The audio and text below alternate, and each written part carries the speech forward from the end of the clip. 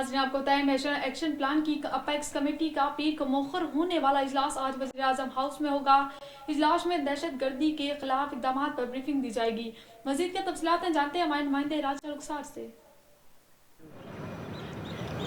जी, national action plan की apex committee का सोमवार को होने वाला इजलास मुलतवी कर दिया गया था, जो कि आज होने जा रहा है। इजलास में दहशत गर्दी के ख़िलाफ़ इक़दाम के हवाले से भी ब्रीफिंग दी जाएगी। इसमें कौन कौन लोग शरीक होंगे, इसके हवाले से आपको तफसीलात बताता चलूँ तो इजलास में आर्मी चीफ, DGI SPR, वज़ीर आला और वफाकी वज़रा शरीक होंगे। इसके अलावा जो है अपेक्स कमेटी इजलास में दीगर इंटेलिजेंस इदारों के सरबराह भी शरीक होंगे।